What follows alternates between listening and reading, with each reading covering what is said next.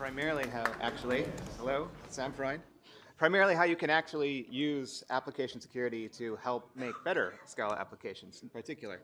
So I'm going to give you an overview of application security first, because that is the part I feel that I am in a unique position to give you. You are all Scala experts. I am a Scala intermediate at best. However, I know quite a bit about application security. So I'm going to be going over the state of the state, Scala entries in the space, and finally how we can be successful in the future with making sure that all of our Scala applications are among the best in the field.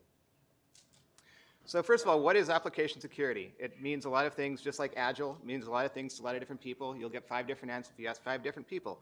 So application security, IT security and networking, and DevSecOps are the 3 legs of a stool that makes your application perfect. So DevSecOps is the new, you've probably heard of Ops. You've probably heard of DevOps. DevSecOps is the logical conclusion to this, to that continuum. Basically, it's a amalgamation of all of those things that make it even better. So IT security is the kind of thing that you have probably heard of before. That's what makes you have to sign in with your laptop for multi-factor authentication, if that's a thing you have to do. That's why. Application security is specifically at the application layer. And you see in the center of this graph is a very dense bluish part. That is the defense in depth zone, which means that each of these things is going to cover that, and it'll make things even more secure if you do it right. So the goal of AppSec, generally speaking, is to, just like the goal of testing is to move, if you find a defect late in life, it's going to be very expensive to fix. If you find a defect very early, it's very easy to fix. Same thing with AppSec. You're looking for security vulnerabilities as early as you can find them, which means, of course, further to the left. If you've ever heard that expression before, that's why. So application security is seen by a lot of people as a torture device and not actually something that you want to do. It should be exactly the opposite. Picture bowling, if you're terrible at bowling like I am. If you have those little guardrails up that are meant for 6-year-olds, that's what application security is meant to do for you. It is a thing where if you bowl and you bounce off the wall, there was that guardrail for a reason. You still get a strike. You feel awesome when you're 6. That's the goal of AppSec. So these are the various things in the field that apply for every single step of the way. Now you start off in your requirements phase. If you're gathering those are your abuse cases. That means you have to start thinking in the requirements phase what you can do to break this application based on what your use cases need to do. And that's kind of the converse of a use case. However, it's also something you should point out where if you don't need that use case, the best use case ever is one that you don't have to make, because you can't hack something that is not in the code at all. Also in this phase is threat modeling. The biggest misconception about threat modeling is you want to think like an attacker. You can't possibly think like an attacker because there's more attackers than there are of you. So you can start thinking like one attacker, and then you'll probably do it wrong, and then you'll get hacked in a different way you're expecting. So you don't want to think like an attacker. You just want to look at your system holistically. You want to see all the data flows. You want to see all the places where you think an attacker could hit you, and then you want to secure each of those things individual. An example of bad threat modeling, which you've probably seen already, is from XKCD. It's wonderful to have 18,000-bit cryptography. That's perfectly coded, but if someone comes at you with a wrench, you'll probably give up your secrets. Don't do that. This is bad threat modeling. Next up in your coding and testing phase is SAST, which is static analysis security testing. You've probably done this for non-security reasons, and linting is another example of this, though not with specifically a security purpose. SCA, software component analysis, basically looks at what your software is composed of, specifically versions that are out of date perhaps, and will tell you that you're doing something wrong and you should fix that. Likewise, static analysis looks for common errors you'll make in your code and points them out to you. Fuzzing is a little bit later after you finish your code. You're testing it, and if you're basically throwing the kitchen sink at your code. Also, kind of in that zone is, like if you've heard of the Chaos Monkey at Netflix, that's kind of that thing as well, which is basically what happens if parts of the system catastrophically fail. Have you coded it correctly so that it will fail closed, or if you have coded incorrectly that it will fail open? Fail closed, fail open, very common. Hopefully that's not too unfamiliar to everyone. This is a perfect example of something to try tonight in terms of failing closed, and in terms of fuzzing. Like you order beers, or you can order a lizard at the bar tonight, which will be sponsored by Lightman. Thank you guys.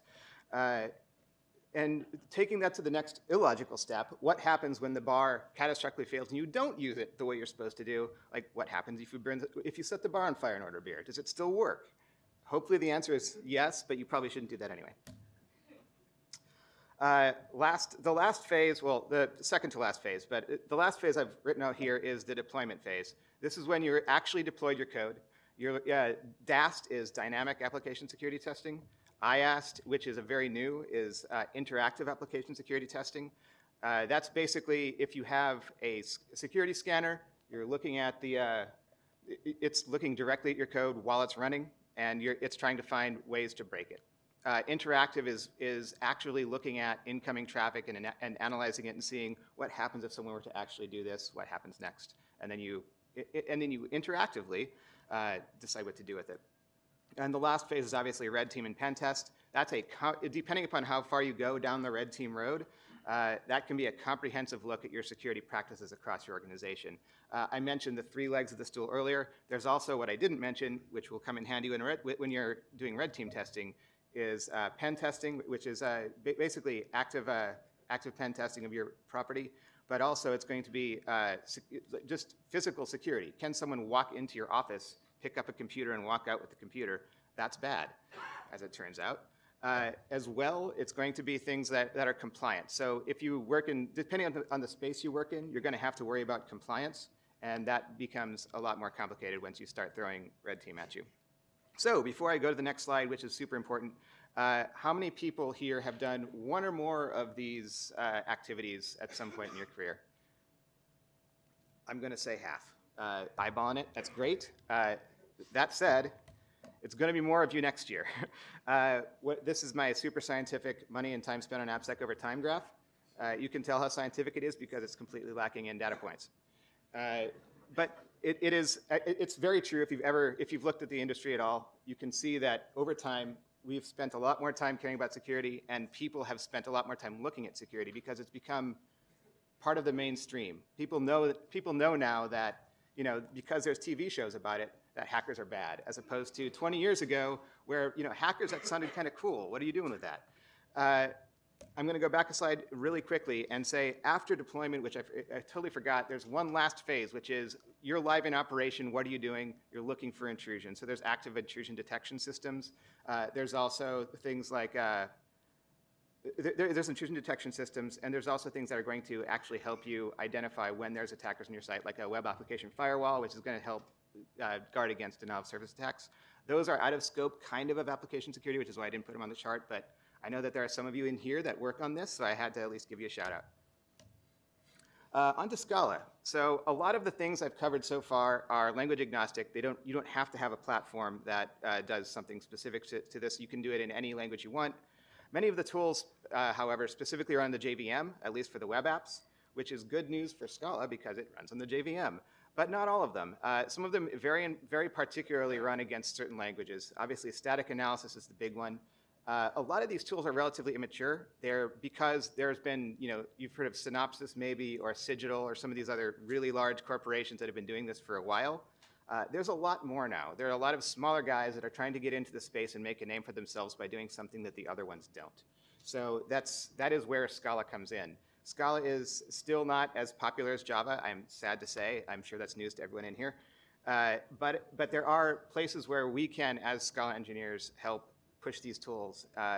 Actually, Lightbend is doing a great job trying to partner with some of these vendors and getting systems out there that you can actually use for Scala.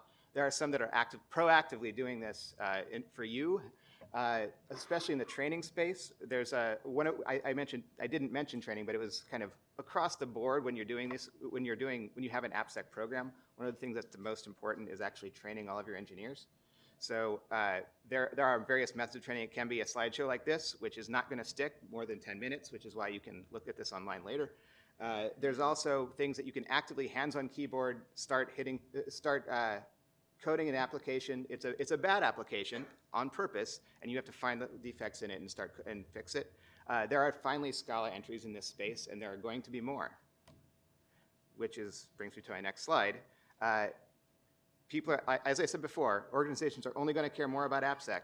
In a lot of verticals, I'm with healthcare space, Security and application security are differentiating factors when you have to pick technologies. So if there is no security on something, it just fundamentally doesn't work in healthcare.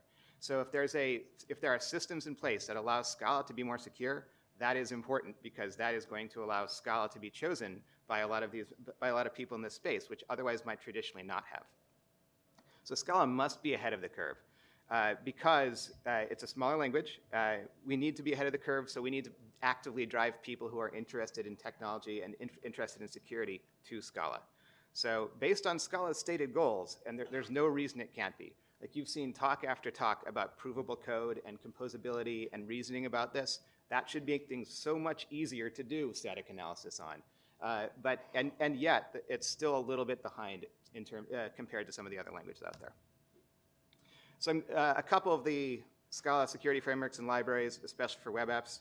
Play is the big one, specifically Play 2.6, which I'm calling out because it actually started adding security. It added more security functions in Play 2.6 over Play 2.3 and 2.5. So if you are on Play 2.5 right now and you're thinking of upgrading to Play 2.6, make sure you test your stuff first because it can actually break stuff pretty easily.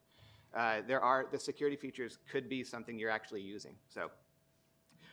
Lift is an all-inclusive one, but it has its own problems, which you're welcome to ask me afterwards. I don't think I'm going to have time to get into them right now. General libraries there are. Bounty Castle is in Java. It's very mature. It's been around forever. Don't roll your own crypto. Use someone else's. That's rule number one. And if you take one thing away from this that you haven't heard before, that's it. Also, there's TSEC, which is Scala and in development by one of our audience members. Wave, hello. There you are. Great. So this is my pitch to you guys, is that Scala and security have to be together at last. This is, we are taking Scala and we're taking AppSec. I want to pitch to every single person here, and I will do it now, and I'm going to be doing it afterwards in the lobby. Now's the chance to bring these things together. If we wait too long, we're going to lose our chance because people will move on, companies will pick another language, and go from there. So my takeaways. I'm going to start with the middle one because it's the easiest. Let's get Scala to the front of the pack in terms of running away from the hacker bear. Now, obviously, hacker bears come in various shapes and sizes, and depending upon the code you are deploying, you will have bigger or smaller bears coming after you. But the key here that I want to get everyone to understand is we need to get Scala to the front of the pack and not the back of the pack. People in this room are the best and brightest Scala engineers in the world. Like half of you have written books, at least half of you probably, based on my conversations last night. That's great. Get involved in the security community as well because we need you. We need your help, and if you do, then it's only going to benefit everybody, including the Scala community itself. And the last thing I'm going to touch on is that security is especially hard when you're doing it wrong. A lot of tools make it very easy to do it wrong. So if you've used in the past a static analysis tool, for example, that was geared at a different language and it ran against your bytecode that Scala generated, you'll probably end up with somewhere around 50,000 false positives, which makes it completely unusable. No one can use 50,000 false positives. No one's even going to have time to wade through all that. So the tools that aren't great make it very easy to do the wrong thing or to ignore the right thing and try and circumvent it. So which is even worse than doing the wrong thing in the first place. So one of the things for sure to take away, help us with our static analysis tools because they will help you. Those are the guardrails. I'm not going to even cover this. Here's some things to click later if you're interested. And by the way, I'm Sam Freund, Director of Application Security and Engineering at rallyhealth.com. We are hiring in several different prime locations, including San Francisco, Washington, D.C., and Chicago. And that's it. Questions?